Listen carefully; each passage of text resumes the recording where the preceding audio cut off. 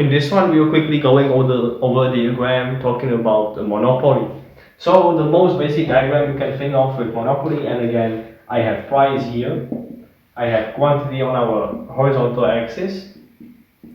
We can do let's say supply like this and very inelastic demand.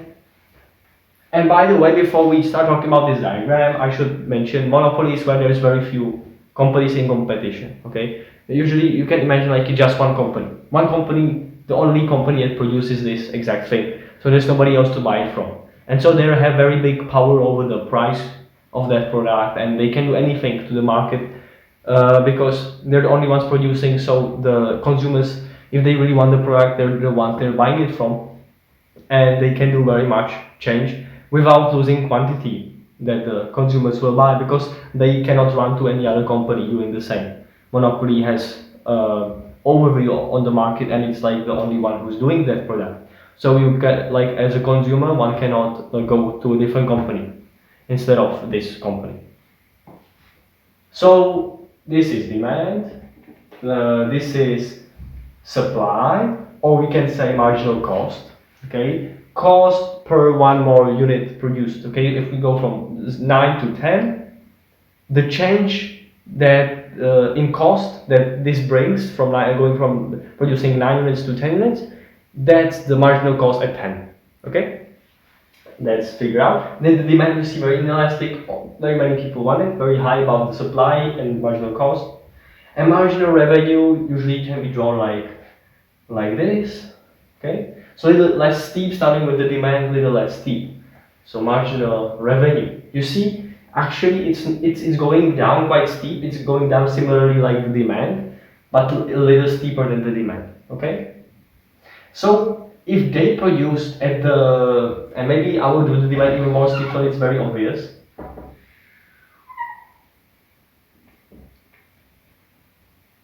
I have to make this also more steep. So let's say the demand will be this, and this will be marginal revenue. Let's say this this is demand, and this is marginal revenue. If we producing at the equilibrium, at the intersection of supply and marginal cost represent supply by here, and demand, then we will be producing this. Okay, and this quantity, this price. So the revenue for that would be this. And by the way, let me also draw the average total cost. So average total cost crosses it.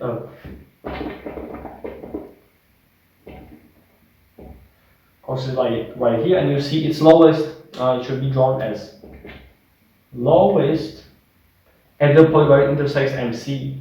Okay. So we have that. Okay. And now we see if the monopoly is producing, and just keep in mind it has no other competitors, so it's like the only one producing, so they can really dictate. If some company in big competition starts doing bigger prices, they will be in loss because nobody will be buying from them. But these have big power over the price. They can rise it and still not have loss, because without losing profit, they can rise the price without losing profit. Even actually, they can effectively rise the price to gain higher profit, and that's very special. That's why it's monopoly. Okay, so let me write monopoly once again. So at this intersection, ATC also intersects the MC, and everything over here is a little bit maybe confusing. Actually, it's very understandable because there's a lot of curves. So make sure, maybe if you're very confused, maybe better would be start with one curve on one graph, then the second graph, the second curve, the third graph, the third curve. Draw one by one, okay? And then you have to understand what each curve means exactly. Try to go back to the definition, to how you get the curve. Try to plot it based on points you calculate, and then you can connect them all in one graph after that. So you will be less confused. You will be like, yeah, I know what this is, what this is, what this is. Only then, when you know very well what each of these things means, then you can connect them. Now, as I said, MR starts with the D, more steep. D goes down also very much inelastic. This is more elastic, but still not perfectly elastic, but this is very inelastic as we see the demand. And so we see normally they're producing right here, where the average total cost is very low, so very efficient, right? But what the monopoly is doing is we have some quantity, okay, of the equilibrium of what the market would normally be. But as this is a monopoly, they know they're the only ones producing. And if you look geometrically, if they produce a lower quantity, which means there will be a loss for the market will be like, please don't produce less, but the company will produce less because they know they can produce less to have bigger profits. Because the demand is so inelastic, you just go a little bit left and you're so much higher. So the area from this quantity, I will do this quantity of the monopoly, what the monopoly chooses, it will actually produce where their average total cost, so per unit it will cost them more to produce, but they're getting so much more money, okay, at here per unit. That means it's more profitable for them to produce here. You see the rectangle right here is bigger. So what the monopoly will result into is the company will produce even less than is required or wanted by the market. Only when it can maximize the profit. That's the definition of a very strong monopoly. It's really producing less than the market shows with the equilibrium. It produces less because it sees what's important for itself as its only company, and it won't lose its business if it raises the price.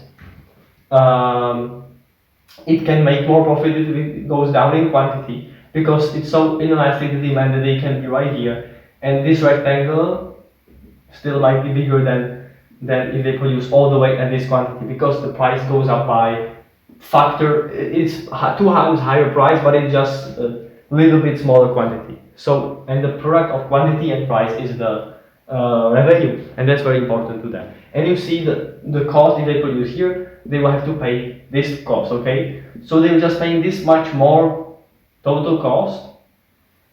Total cost right here was this, but now they're paying this total cost, but they're almost this more they're getting in revenue.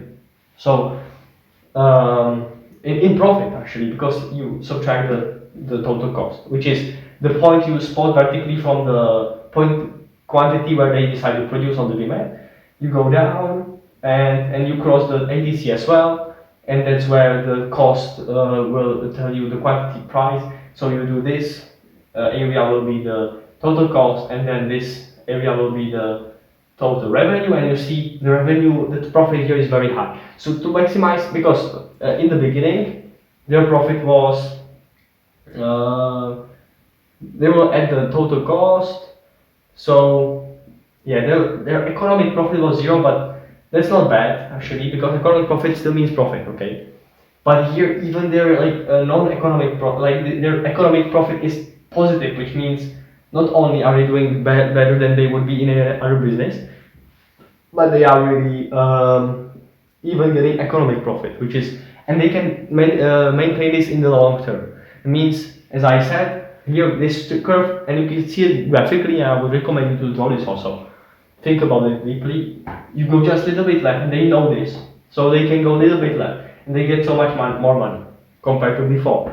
So actually, what this results in, instead of producing at the quantity the market wants, they produce a little bit less.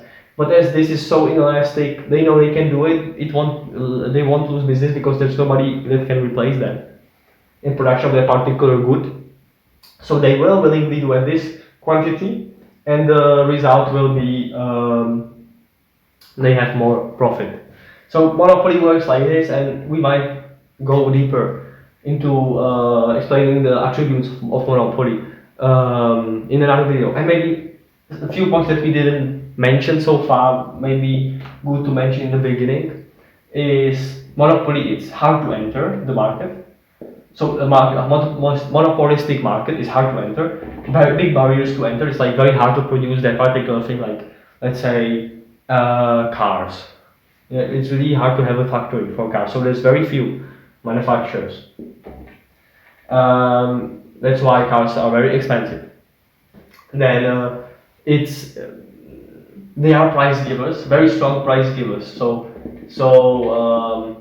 by these rules, you see it's effective for them to change the price a lot and change the quantity just a little bit. So you see, even when they raise they'll go like, we'll do too high a price, but the people are still buying almost the same amount. So why would they not produce at this higher price when just a small percentage of the people will stop affording it?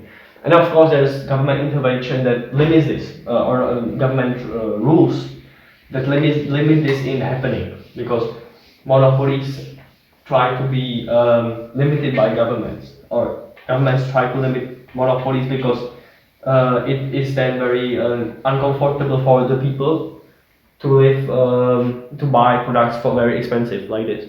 So governments limit monopolies, and there are laws against monopolies, so that this does not really happen in reality. It's an imaginary abstract scenario. Imagine nobody limits it from outside, and the company has this very big power. So this was the idea of monopoly, and we will also talk about different types of markets.